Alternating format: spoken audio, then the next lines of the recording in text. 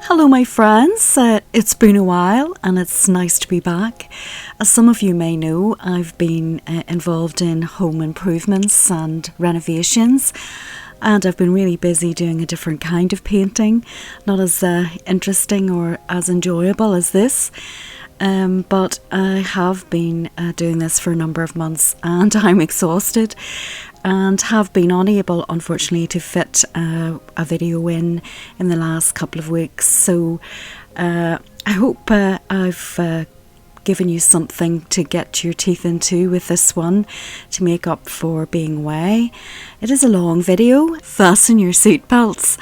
I will be demonstrating a number of techniques using mixed media and layering as usual to create what is quite an atmospheric landscape this time. Lavinia Stamps were kind enough to send me some of their latest release stamps and products, including ink sprays, which is fabulous, so I've been itching to use them. This project was filmed over several hours. It will include sped up footage, and I've had to cut out some of the elements to keep the video to a reasonable length. But don't worry, I'll provide some commentary to talk you through some parts. I'm calling this picture Toadstool Brook. And so, without further ado, let's take a look at some of the materials used for the project. So to begin with, I'm using a gel press, and Lavinia Stamp do beautiful gel press. I have this one, but I'm using the larger one that I have for this project. I'm also using the lovely pastel pencils and also the watercolor pencils, and all of these things can be purchased from the Lavinia Stamps website. I pulled out a couple of my pastel sticks. These are nice and creamy and I like the colours. I'm also using my stencil brushes and paintbrush and a smoothie for blending. There'll be lots of blending. I have my water spray and my white gesso, because this video uses the Gesso Technique. Also, as usual, diamond stickles for a little twinkle, but any glitter would do. In terms of pens, we have the white gel pen and the gold sparkle and the Stabilo All black pencil. I've used some watercolour markers. These are the Zig clean colour ones in blue, green and lilac, and also a range of paint pens, Posco pens mainly, in a range of colours. Just for some highlights and finishing touches. Now the fabulous ink sprays, and these are acrylic ink sprays from Lavinia Stamps, and I'm using the colours teal, periwinkle, chartreuse and also white. I've also used one of the mica sprays in amble green, but this is optional as you'll see, and I'll explain why. In terms of ink pads, from Elements we're using graphite, Bermuda, Della Blue, Mermaid and Blue Lagoon. So it's mainly blues and greens for this project. I'm also using Medieval Blue to add a little depth. And for stamping, we've got Shady Lane and of course Nocturne as well. And this is the permanent ink pad. And finally, I'm also using Tumbled Glass Distress Oxide, which is a pigment mix ink. Now moving on to the stamps, and here they are, the recent new release stamps. I know I'm new to the party here, but aren't they fabulous? We have the Forest Cap Toadstool, we have the Forest Inn, and having the two sizes is wonderful. We've flower pods, we have woodland ferns, a little favourite foliage of mine from a foliage set, and I think it's basil from Basil and BB. The mice are amazing. Finally, the Flourish stencil is also included, so this is a lovely selection. So if you want to create something like this using those materials, just keep on watching. For the background, we're starting with the 10 by 6 inch gel press. I've got my gloves and ready for action. I've also got some kitchen towel handy and multifarious card for this project. Now here are the ink sprays, and I'm using the teal and the periwinkle along with water and some white. And this demonstration is really very similar to the ink sandwich. The only difference is we're using the gel press as part of the sandwich instead of 2 pieces of card. I started with the white and I'm going to build this up. And what I'm doing here is I'm creating a light source, hopefully by using the white and its reflection. And remember, it's reversed on the gel plate. So as you can see there, I've mixed the colours that I want in my atmosphere, and I've placed the card on top for the ink sandwich, and let's see what we get. And there we are, and it does provide a good base to work on. I continued on using ink and created a number of these, but I think the first one is the one that I used, and that's the one I chose to carry on with. It's trimmed down to 8.5 inches by 7, and I'm also measuring 1 inch up from the bottom and along the bottom. And what I'm going to do is create a template for the river, and I've also marked 4 inches up the side. And I've taken a piece of copy paper and I've linked those marks and cut away in an arch the shape of the river. So this will be a useful mask as well. Now the next step is to build on what we've created and enhance the background using our ink pads. I'm taking the Element ink pads mainly, and a couple of others which I've already mentioned. I'm starting off now with the mermaid, I think, but I'm using a dirty brush which has green in it. I didn't mind it because this is very much blues and greens to create the sort of teal look, and later on I'll be going over that again to make it look darker and bluer, more blue. Now this is really going to be a long session of blending, so forgive me for that, but the idea is to enhance the light source, which is at the top right hand corner there, the white patch, and to draw in the colours in an ombre fashion to create that glow. And I've done this before in other projects, so it really involves bringing in a number of colours and mixes and going back and forth to create that glow.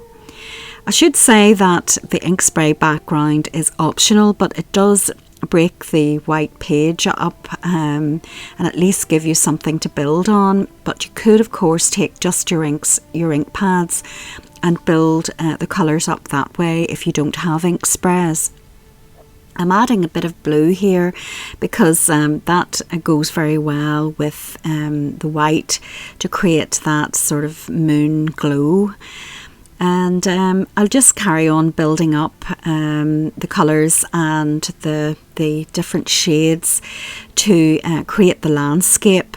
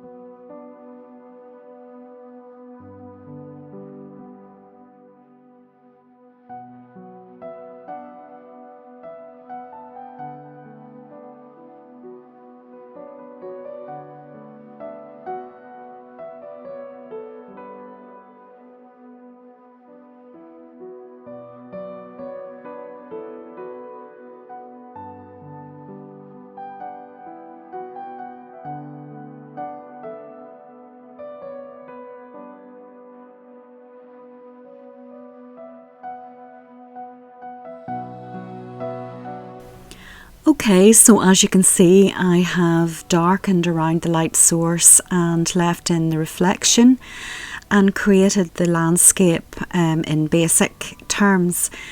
Now, once that is dry, and make sure you dry it off well before you start using the soft pastels, we're once more enhancing what we have with a different medium this time.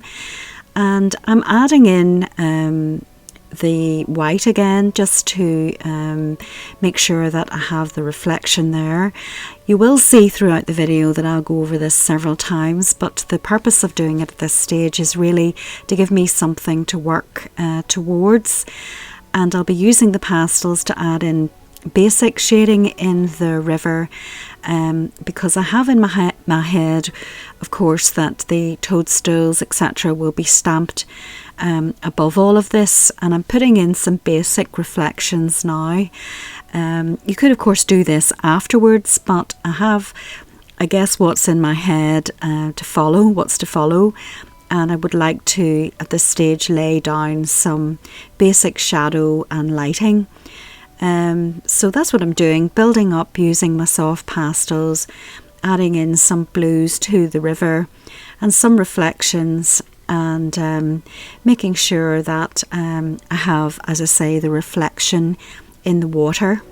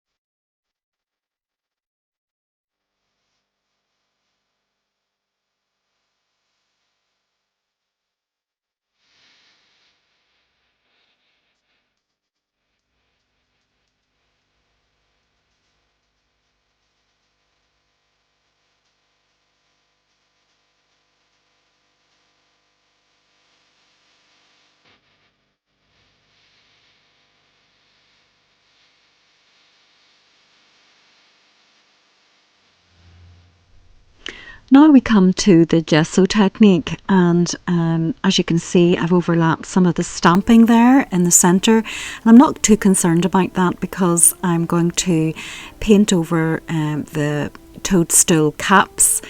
As you can see, I'm just filling in within the lines there, and this is a very useful technique if you're building up layers and you want the colours of certain aspects of it not to blend in with the colours of the background. It's not always necessary to do this. Sometimes the colours in the background reflect nicely in the stamping, but on this occasion certainly the foreground toadstools, I wanted them to stand out from the background. I'm also just freehand painting in basic boulder shapes along the line of the river, and I have in my head that I'd like to create sort of a mossy bank of stones, and so I'm just randomly painting boulder shapes. I'm not being too particular about it, except to say that as I go further away and to the horizon line, I'll be painting them in smaller. So it's just setting in basic texture with the gesso. Anything that later on I want to have more vivid colour against the background, I'll use the gesso for that, because it's just a very handy layering technique to have. And you'll see later on that I'll also fill in the largest toadstool, the top of that as well.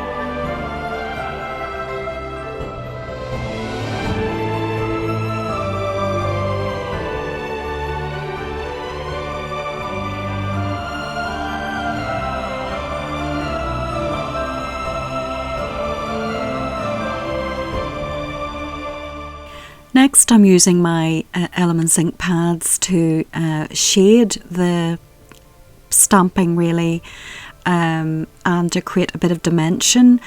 And I'm just doing this very gently, adding in some colours, obviously deeper towards the bottom and getting paler towards the top where the light may hit the tops of the toadstools. And I'll just be blending this in, and I like to do this in advance of the overstamping so that it's not too fiddly to colour in around the stamping.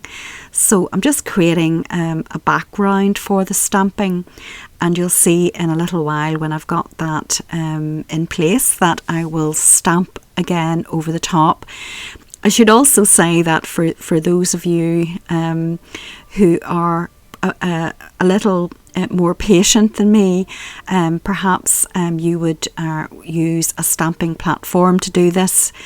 I just tend to eyeball it because I just am raring to go, and sometimes I use a stamping platform, and other times, like on this occasion, I wing it.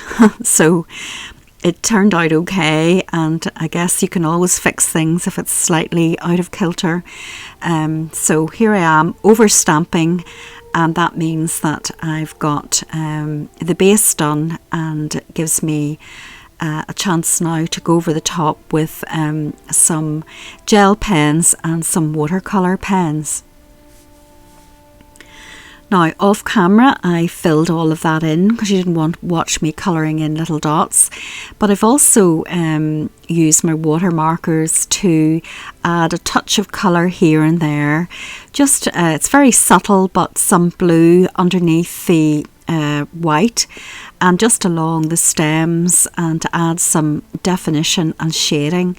I've also started to build up the reflections in the water using my soft pastels again, much the same colours as before.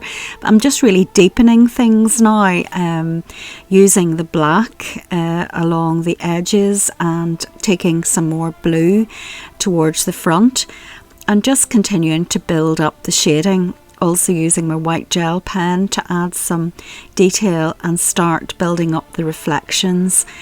Now I'm coming to the little details on the bottom of the toadstools, and I'm using my Posco pen for this, and you'll see me fill in some of that.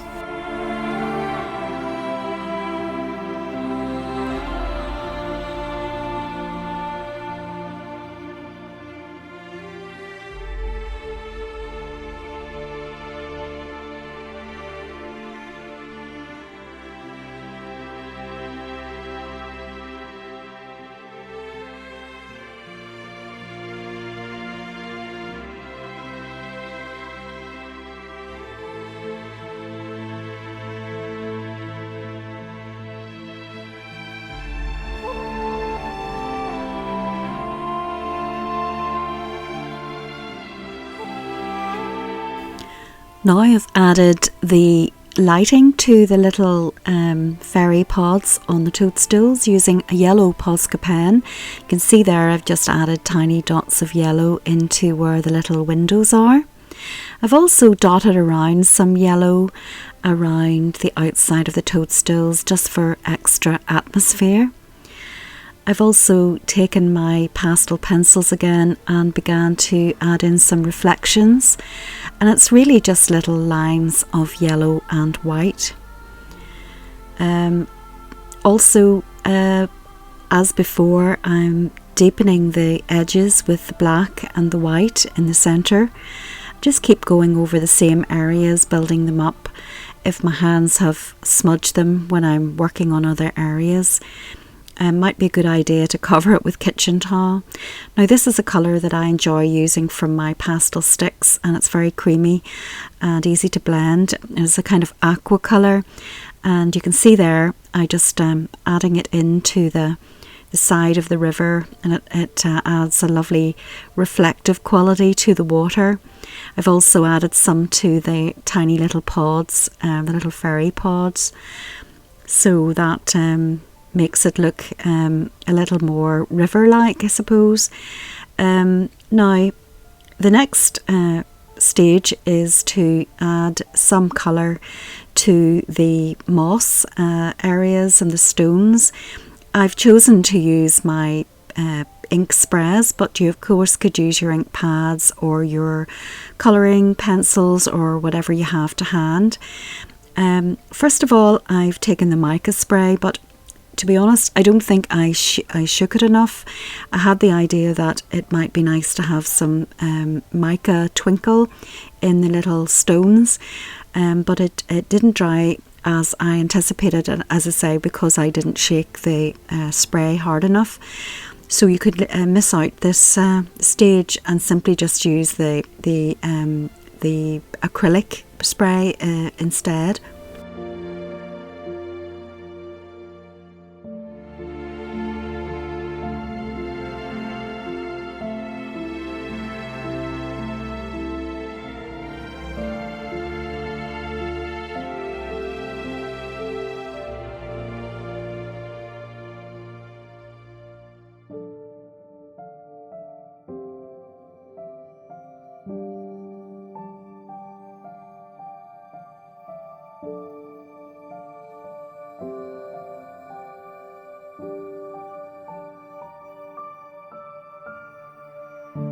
Next up, I've taken watercolour pencils to add some shading to the bottom of the stones to give them a bit more dimension. I've taken some greens and some browns of the watercolour pencils, and I'm just adding that quite randomly really to the bottom of the stones.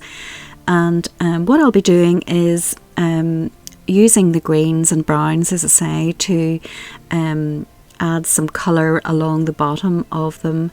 And then rather than just using, you'll see shortly, rather than just using plain water to ignite the watercolour pigment in the pencils, I'm going to be using a mixture of water and also my graphite ink pad to deepen the colour of. So what will happen is when I put the water on top of the watercolour pencils and add in the colour from the graphite ink pad, it'll mix with the colours that I've placed down.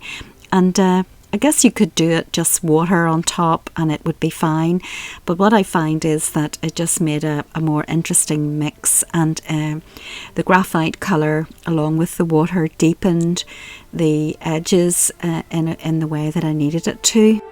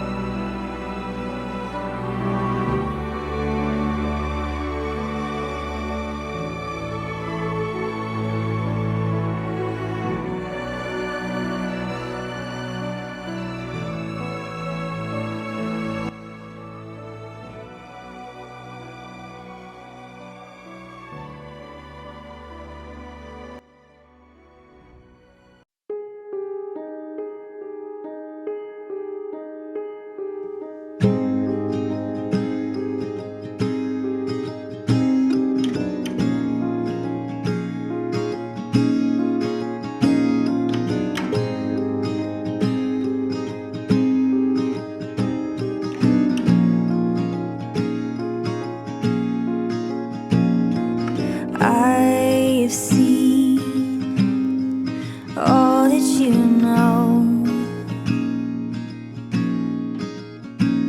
But I believe in something untold, and I gotta know if I'm going insane, 'cause there's life in the wind, and it's calling my name. It's magic, wouldn't you know? It's something fantastic, wants to be known. And all that you gotta do is be willing to look for it. It's magic, alive in my bones.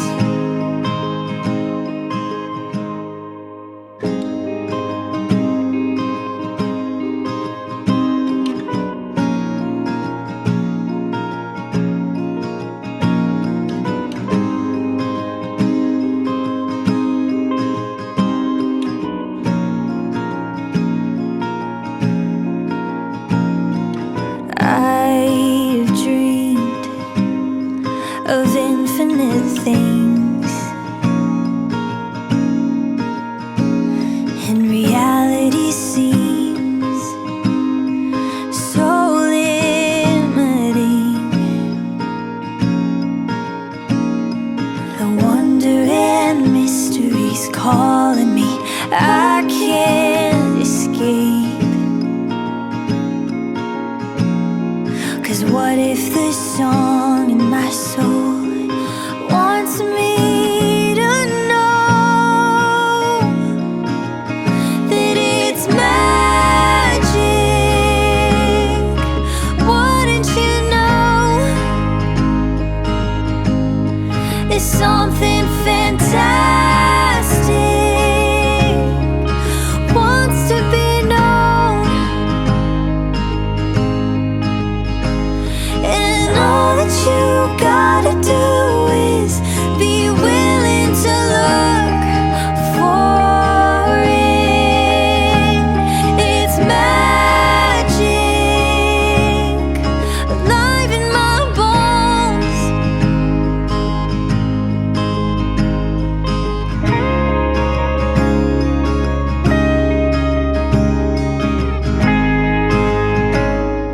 Well, there you are. The picture is now complete at long last. And as you can see, I've mounted it as usual onto black and then again onto a peach colour card this time. I've also added some diamond stickles to add some extra sparkle here and there. And there you are, you can see it glittering away. Any glitter would do, of course. Use your glitter of choice or none at all, whatever you fancy. But there you can see a close-up of the different textures and layers that the picture has. And the magic and mystery and impossible. So I realised this was a long project, and I hope you're not put off by that, and just take it stage at a time. I hope you enjoyed the project today, and also we'll use the Gesso Technique perhaps in your own projects. If you enjoyed today's video, or if you've learnt something new, I would so appreciate it if you would consider subscribing, pressing the notification bell, the like button, and leave me a comment. There will be product links in the description box below, along with other information. And in the meantime, until I see you again, take very good care of yourselves, and thank you for joining me. Somehow